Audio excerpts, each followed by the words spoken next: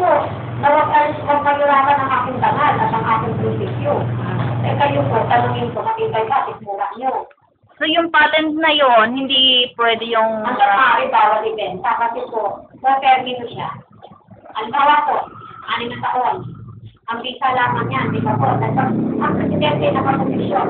Hanggang mo lang ang epekto. Kasi wala nang ano nun. So after na mawala ng presidente, magre-renew ka na naman for another year and you have to pay the taxes sa gobyerno. Pag hindi ka nagbayad ng buwis, kukunin yan sa iyo. Kasi po, pag-aari nga daw ng gobyerno, yun ang takwiran ng ano.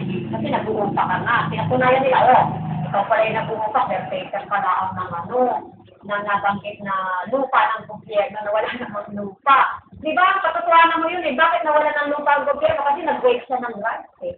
May isang titulo, wala ang republika eh. Kasi privado yan eh, since time immemorial. Eh ang tao, alam ba niya yun? Hindi. Kailangan kompletong dissemination, information. Ano ba layunin ng Bagong Layang Pilipino? Dahil tayo, ang primary purpose ng Bagong Layang Pilipino Multi-Purpose Cooperative, di ba nabanggit na sa iyo, is all about the Torrent System Law Act 1858. Unang-unang primary purpose yan na dapat nire-recover ng DLP and then i-distribute para sa common members. Yan ay may mga proseso susundan. Kailangan ang regulasyon sa bawat institution, sa bawat organisasyon, meron tinatawag na rules and regulations. May mga palisiya upon the processing ng dokumentong possessory document under the Torrent System. Kasi only DLP ang pwede mag-issue ng Torrent System dahil siya ang holder. Nakapatent yan. And then yung National Archives, pinatutuhanan na ang Bagong Layang Pilipino ang walang ibang o pwedeng gumamit, kundi ang Bagong Layang Pilipino. Author yan ni Dr. Alvin Almirante. Kasi doctorate degree, honoris causa. Ang pwede lang gumawa ng isang libro na nauukol sa ganyang bagay ay isang doctorate degree. So ang ating presidente hindi basta-basta lamang nagagawa at ito hindi laruan dahil ito'y batas. Usaping na tunay na batas sa lupa. Ang tunay na pundasyon ng Torrent System ay hango sa Australia na dapat unawain ng mga Pilipino.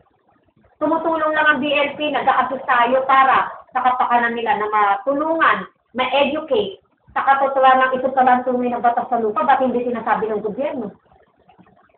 Bakit hindi pinaalam? Pwede naman sabihin, ito torrent na lang pala dahil wala nang visa lahat ng titulo na inisyu ng gobyerno. BLP ba nagsabi mo? Kundi ang Korte Suprema na lahat, OCT 1 hanggang 100,000, mother title, cancel, null and void. Ay lahat naman ng mga derivatives na binagbiyak-biyakan, yung mga transfer certificate of title issued by the government, biniyak sa mother title yung mga nanay-nanay na OCT, wala rin visa. So nagkaroon ng overlapping. Double issuance, sabi nga ni Chairman Alvin, multiple issuance. Yan yung modus operandi na ibinulgar ng ating mga senators like Senator Jaworski, Senator Pimentel. They are fighters of Torrent System, di ba? Pero ang tunay na Torrent System ay hango at nag-originate sa Australia, hindi United States of America. Adapted lang yan ng Amerika. And LRA, alam na alam po yan. Di ba po? Ang LRA, alam na alam ang brief history ng Torrent. Supposedly, LRA is tasked to implement the Torrent System. Ang tanong lang, bakit hindi ma-implement ng LRA ang Torrent System? Sila na nagsabi na talagang yung entity na yan o institution na yan ang dapat na i-implement. Ngunit hindi makaisakatuparan dahil walang lupa ang gobyerno. Napakadaling salita po, walang eminent domain o walang public domain na tinatawag. Although meron Commonwealth Act 141 na nagsasabi na Section 48 na talagang lahat unregistered lang. At lahat hindi po pwedeng isyuhan ng gobyerno sapagkat ito ay private since time immemorial. Kung unregistered land lahat, lalagyan lang pala ng Torrent System. And that is the cleanest title once registered under the torrent system. Bakit? Malaking kawalang ba yung pagbabayad ng amilyas, ng real property tax, kung mabubulgar na wala palang buwis ang torrent system? Eh, di yata pwede nila itago. Pero, malalaman, let the people know all about the true torrent system. So, malinaw po na meron pong ilang batas naman po na pinakayunan naman din po ng Republika, yung tinatawag na Public Land Act. Ngunit, tingnan mo, anong section ginamit? Bakit nakaligtaan yung Section 48 and Section 108 na wala palang karapatan mag-issue ng dokumento sa lupa ang gobyerno? Kaya ngayon, puro free patent. Miscellaneous sales patent. Ano pa ba? Sa pag-apply. Pero 7 years, bago maaprobahan, kawawa naman ang ating mga kababayan. Mananatili yata ang iskwatan sa sariling bayan. And remember, yung ating real property tax cannot be construed as legal title to the land. That is declaration only. Di ba po? Hindi yan magagamit sa ebidensya ng pagmamay-ari. Parang lumalabas na lalo mo sinabi na nag-uupa ka lamang. That you are only renting. Kasi that is taxation purposes only. And then, how about the DNR certification? Eh, hangganan lang ng sukat yan. Sasabihin pa ng geodetic engineer, this approved plan cannot be construed as legal title to the land. Tama ba? So, dapat may kaakibat na sertipiko o certificate of ownership na mag-i-establish na ikaw sa lote na ito, sa address na ito, sa nabanggit na ito, na nandito na matagal na ito nakaposisyon, yun ang tama. So, kung meron kang administrative land title na inisyu ng gobyerno, lahat ng OCT, lahat ng TCT na pinawalang visa, o free patent, or miscellaneous sales patent tawag mo, CLOA, CLC, lalagyan lang yan ng torrent. Yun lang dapat pinaliwanag ng government. So, walang kahirap-hirap. Pero bakit itinago? Eh ngayon, binubulgar na rin. Salamat. And now, Dr. Alvin, our president, the pioneer dito sa Pilipinas na walang iba, the father of torrent system. Thank God, may Pilipinong tumayo para ipaalam, mga Pilipino, ito ang tunay na batas sa lupa. So this time, kailangan, let the people know. Ito lang ang magsasalba sa kahirapan. At yung modus operandi na nagaganap sa buong Pilipinas, bakit nagkakaroon ng fabrication, double issuance, na tatapalan ng, kumbaga, ng lucrative sum, ang ahensya ng gobyerno, talamak, di ba? Nagkakaroon ng maling sistema. Hindi alam ang function ng DNR, hindi alam ang function ng assessor. Ano ba ang function ng ROD? They are both keepers for record purposes only ng mga tala at hindi talang dokumento. Pero why? Are they competent na mag-issue ng dokumento sa lupa? Di ba pag-iisipin mo yun, kailangan pinaaral din natin all about, kasi ginamit ko Public Land Act sa kapangyarihan ng presidente ngayon. Yun ay award, grant. Kasi bawal mag-issue ang presidente ng titulo, alam mo yun. So all administrative, presidential decrees, LOI or letter of instruction, ano pa ba? Executive order, and everything, superior pa rin ang torrent system ng batas. So, yun ay ginagamitan ng gobyerno ng sovereign power.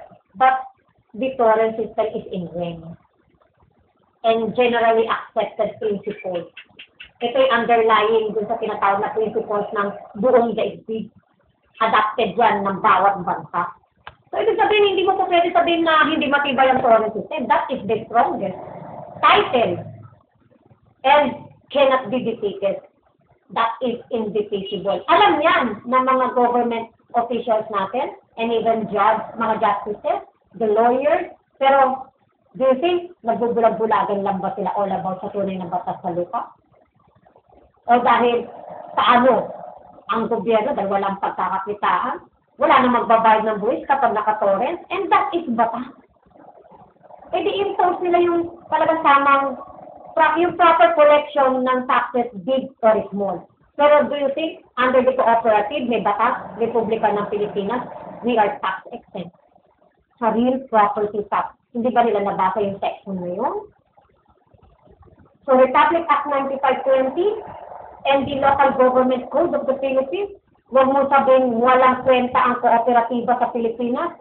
Aba, maganda pala pag naka-annex ka sa cooperative. Take note, nasa posisyon ka. actual, nasa ground ka. Plus, kailangan mo na isang proof of evidence na talaga nakatukupa ka dito sa lupa nito for how many years. That is the certificate. Just like evidence of ownership. Proof na ikaw ay nasa actual possession. Tama ba? So ngayon, hindi pa yan masyado pang ganun katibay. Dahil nga yung administrative land title, kung pwede pa lang kahit amilyar lang, kahit DNR lang, tignan mo, nagkakaroon ng mga mote, kahit sino pala magbayad ng buwis, pwede, kahit saan kayo, kasi yung sa inyo tunay na may-ari. Kailangan ma-establish mo yung merit na ikaw. Ito ang papel ko na nagsasabi, black and white. Next, mas lalong tumibay nung merong cooperative na batas. Yun ang nagbibigay lalo ng kaukulang katibayan anumang classification ng lupa. Yung pala ang ikinakatalo ng iba sa korte. The secret is the cooperative. Kaya pala mga magsasaka napapalayas.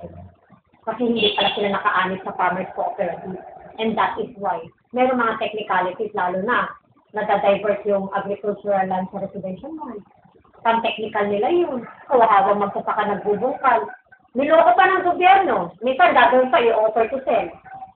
30 years ba yun? Yung sa offer to sell sa bangko, nag-voluntary. Eh di, nakakontrata ka. Naka-mortgage ka. Kawawa. Pagbanda muli sinong biktima. So, dapat ini-educate natin pati ang magsasaka. Kawawa talaga po. Tayo, we are for the landless people eh. And we are for the homeless people. Pero paano na lang ang mahirap kung hindi rin sila mag-aaral. Kaya nga nandito tayo para i-educate. Dissemination information, yan ang trabaho ng BLP para ipaalam sa lahat. Buong panig o buong ng Philippine Archipelago malaman. Luzon, Visayas, and Mindanao. Dito magkakaisa, maka-Muslim ka man, Kristiyano ka man, leader ka man ng simbahan, anumang asosasyon, private sector, o government sector, and everything. Lahat ng leaders kailangan magkaisa. Dahil lahat sila apektado sa pagpapalayas. Mga illegal na demolition. Illegal na pagpapalayas. Pagdating sa presentation ng dokumento, kawawa, mahirap. Walang papel, may isang dahon ng lang. Pagdating sa korte, talo. Eh, 16 years siya nakatira. Kawawa, di ba? Kasi ganun ang justice system. Pag wala kang presentasyon, talo ka. Eh, ito bago lang. Kadarating lang, bagong bumili. Eh, ako 16 years na rito. Tignan mo ang nangyayari. Kasi, kailangan ng preponderance of evidence. Maghanda din ang may hirap. Huwag maging panatag. Kailangan papel, i-ready nila. Huwag silang tumunganga dahil kawawa ang kanilang anak hanggang kaapu-apuhan. Unahin nilang maging legal ang kanilang pinoposisyonan. Papel. Sa papel ang pinag-uusapan sa korte. Ganon ang dapat na pinaparating ko sa tao. Ano ba ang halaga ng papel sa lupa? Paano ka magbibigay, magmamana sa iyong anak? Paano mo ililipat isasalit kung amilyar at DNR lang ang hawak mo? Hindi mo po pwede sabihin pagmamay-ari yan. Kailangan may certificate ka na nag-establish na ikaw mismo roon. And then pwede mo na ngayon i-transfer yan at ilagay agad-agad sa pagmamay-ari. So yung ownership ngayon belongs to your immediate heir apparent. O yung anak, pagkaras ng anak, transferable hanggang sa kapu-apuhan. O hindi ko wala yung angkan mo. Eh ngayon, paano ipapamana buwis? Walang katapusang parusang pagbabayad ng amilyar dahil akala mo ownership yun. Ngayon, DNR, sukat, survey plan na hawak mo, kahit ako pwede magpasukat. Anytime, kahit saan. Magbayad pa lang para dyan sa DNR minsan eh. Eh, ganun lang pala kasimple. Eh, sino kaya ang tunay na may-ari? Eh, isang parto na, isang tuta na, nagkakagulo. Ang nasa loob pala, si Marichi. Tapos, yung iba doon, nagkabilihan, eh, bakit wala ka sa loob? And that is the big problem na nangyayari. Sa subdivision, ganun din.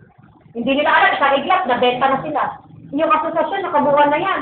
Wala kala ka lang nakasangla sa bangko, kawawa ang mga nandoon nakatiri. Eh, hindi papayag ang BLP ng ganyan lang. I-recover ng BLP yan. Kung proteksyonan, lalagay sa pangalan ng BLP ang ownership na yan. And then, i-distribute para sa common member, kanya-kanyang individual na survey, kanya-kanyang individual na torrent. Mapapalayas ba? I-demanda muna sila bago mapalayas.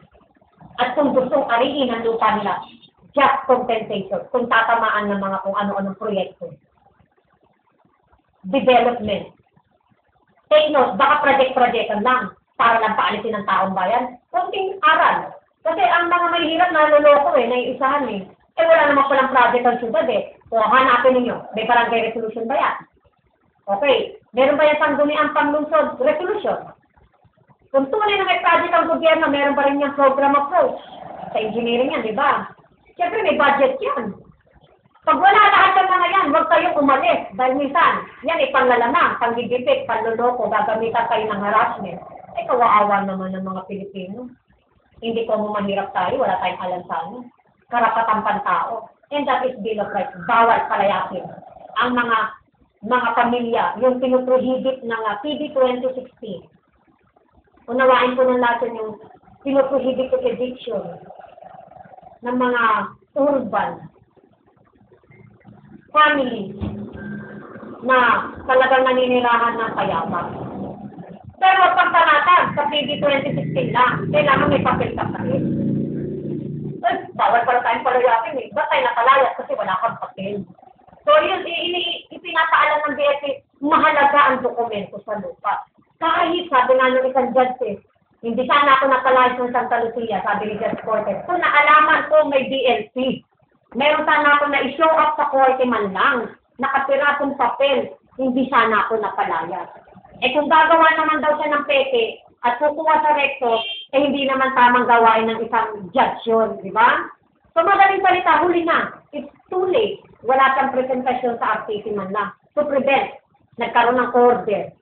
Tuloy ang rate of demolition kasi wala siyang naipresenta na papel.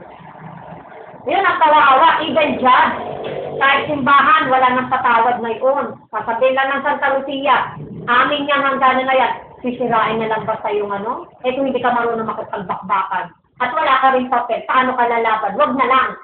Kaya mga tao dapat i-educate. Handa ba kayong lumaban? Handa ba kayong magproseso ng kaukulang dokumento para ipanglaban nyo? Hanggat wala pa, hindi pa huli? Hanggat wala pang order ng court?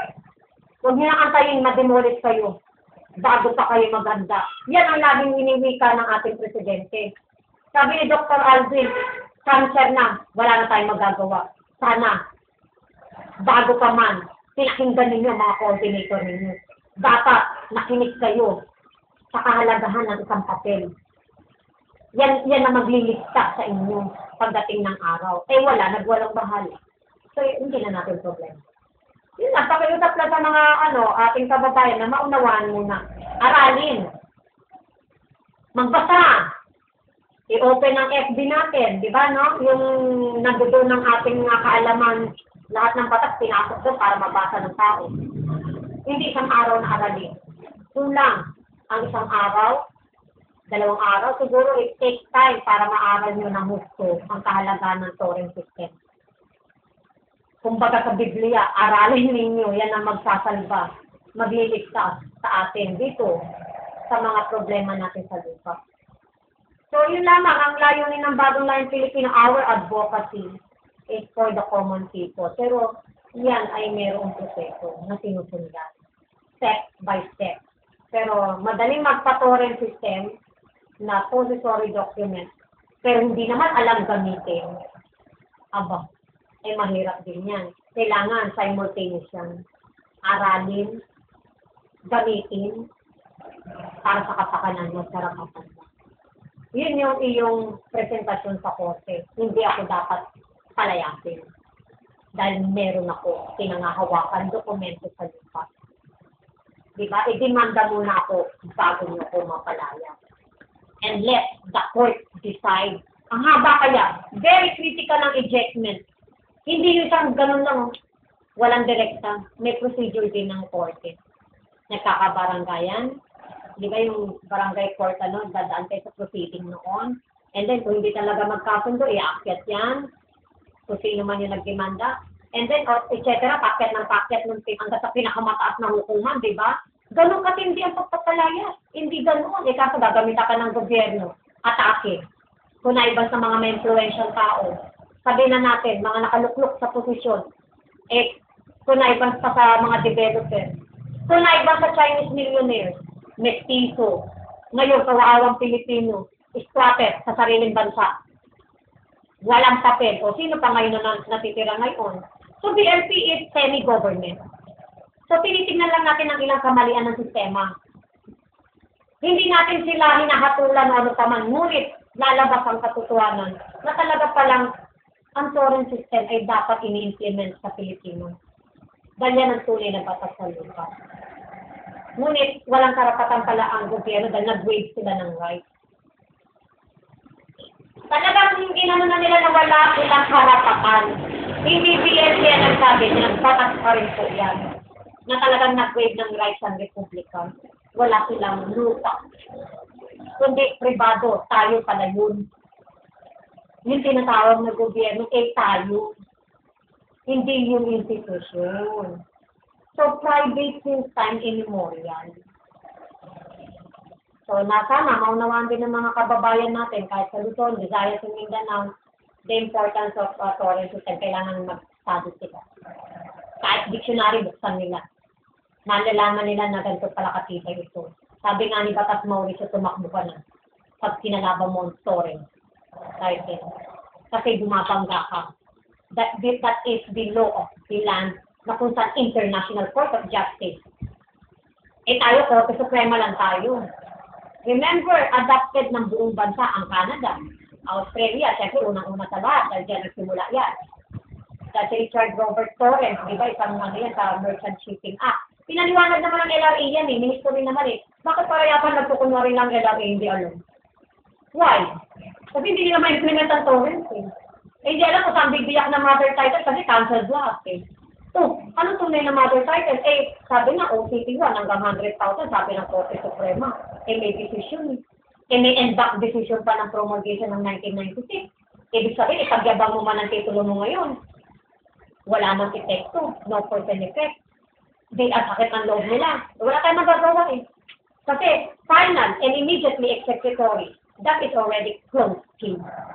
Yun ang ibig sabihin ng final and immediately executory and bank Supreme Court decision, lahat pinawalang hisan. Kung ikaw naman, di mo matanggap, may titulo ka, pinagyayabang mo pa rin, dalang katwira mo, at least ako, may titulo ko, kahit pwede. At least, ikaw, may papel ka ba? Ganun na lang yung alibay nila. Alam nila, wala na palang visa din Pero at least ako, may papel. Ikaw, may papel ka ba? Talo nga naman din yun. Naglalaban na ni Peke at saka yung walang papel. Di talo pa rin yung walang papel. Kung Peke sa Peke naman, naglalaban na lalong tagal, mananalo dyan, may pera. Tama ba? Kung Peke at saka Torrent, paglabanin mo. Sino superior? Siyempre, the strongest. Lahat yan, cancelled, null and void. As per Supreme Court and bank decision. At lahat na may order ng court during that time, ipagyabang man natin, just like sa mga Rodriguez, di ba? Tingnan mo bakit sila hinahunting daw. Yung Zero and the store nila, mother title ba yun? That is royal decree. Akala nila po kasi kaya nagugulat, ba't daw sila hinahabol ng gobyerno, ba't daw sila ikinukulong? Hindi nila alam, hindi na pwedeng gamitin ng Kastilang titulo. Tanaw pa ni Ferdinand Marcos, ni Presidente Marcos, yung PD 892, discontinued na. Ang pamagat ng discontinuance of Spanish mortgage law. The Spanish title cannot be used as an evidence of ownership. That is no longer admissible. Just imagine, that was in 1976. And now, here comes the 1996 promulgation ng Korte Suprema. Di lalo na yun, mas matindi yun. Precedence yun, kung nanalo lang, buong Luzon. The entire Philippines covered na yun. That is precedence already. Kaya sabihin nila, 779, hindi yan kasama ang Visayas sa Mindanao. Covered lang yan, Luzon. That is wrong. Sabi nila, yan yung bang decision is pertaining lang sa isang parsela lang ng lupa na maliit. Hindi kasama Visayas sa Mindanao. That is wrong. Kasi once na sinabi mo nanalo ko sa maliit na that is already precedence na yan And that is already in extra reference na yan ng lahat. Nanalo pala isang private na tao against Kastilang titulo. Yun ang example. Ang kauna-unahang pribadong tao ay nanalo against sa mga Kastilang titulo. Pwede pala manalo si Marichi against Kastilang titulo kasi pribado since time immemorial ang lupa. Pinatutuhanan niya ng sensational battle in court na umabot ng 86 years ng labanan sa korte. Nagtagumpay ang isang tao, isang pribado, against sa mga Kastilang titulo. So, defeated ang 4136. na pinagbiyakan unang derivative ng 01.4, kansilado. Ibig sabihin, the rest and the whole portion ng 01.4, walang visa. Null and void. Kaya Rodriguez, sino pa ba, Italiano, Madrigal, lahat ang gumagana ng 01.4, Titulo de Propiedad de Terrenos 1898, hamo yan sa Kastilan titulo. No longer admissible. Tanggapin na lang nila. Kasi the court has already decided. Hindi naman BLP nagsabi. Supreme Court and bank decision na nagsasalita. We must respect the provisions of the higher court. Walang pwedeng sumuway niyan. Kaya hindi nila matanggap. Ayan, sina Baby Rodriguez nakakulong, di ba? Then, hinahunting daw yung ibang mga, like, yung Henry Rodriguez, yung mga tumulong, yung, ewan ko, sino pa ba yan? Marami pa nakalagay ito, hunting down talaga, 5 yan eh. Gumagamit sila ng dokumento ng gobyerno. Eh tayo, hindi po pwede. This is issued by Bagong Life Filipino. This is private. So this is not a title na in-issue ng gobyerno. So remember, that is another law. That is Foreign System Law Act 1858. That even government cannot defeat that. Kasi hindi tayo gumagaya ng dokumento ng gobyerno. So hindi tayo pwedeng paratangan ng falsification of public documents. Kasi wala tayong ginaya na anumang dokumento. Kaya marami nagkakaroon ng kaso na nagbebenta ng lupa. Kaya yung hinahunting daw nila, yun yung nanggagaya. Nagpapabricate, ginagamit ang dokumento ng gobyerno. So, yun ang pagkakamali. So, sa atin, we are very safe under the cooperative, the foundation, and the cooperative. Adopted yung bata sa foundation ng BLP. Inilagay lalo, pinagtibay. And this is now the implementing arm, the cooperative. Eh, Republika ng Pilipinas nagtakda niya. So, you mean to say, bigla na lang bang hindi sasang-ayunan ng gobyerno, aatakihin tayo? No. Kasi this is semi-government. This is Republic Act 9520. We are existing under the Philippines. So, aralin nila. Ano ba itong organisasyon na to? Bakit ba ganun katindi ang authority nito? Sino ba itong si Dr. Alvin Almirante G. Bersales? Bakit he is authorized to sign? And, dapat alamin nila yung batas ng cooperative. Kasi binigyan ng granting the autonomous power sa mga cooperative na rehistrado Ang masaya pa nito, walang buwis, tax exempt. Abay, saan ka pa? O sino ba ang taong ayaw na walang buwis? Non-VAT pa. So, dalawa lang pagpipilian ng tao. Gobyerno, doon ka, kumuha ka. You comply everything. Wala namang masama. Pero take note. Provided you pay taxes to the government bago maaprubahan ng iyong dokumento. How about the BLP current system? Agad-agad. That is eternal, perpetual. Itatapat agad-agad ang pagmamayari under your name because we are private. So that is the difference. Walang buwi. Batas ng torrent system. Batas ng cooperative. Tax exempt. Saan mo gusto. You have this choice. So that's all. Thank you. Talagang ano po, kailangan lang maunawa mo, Mariche, ang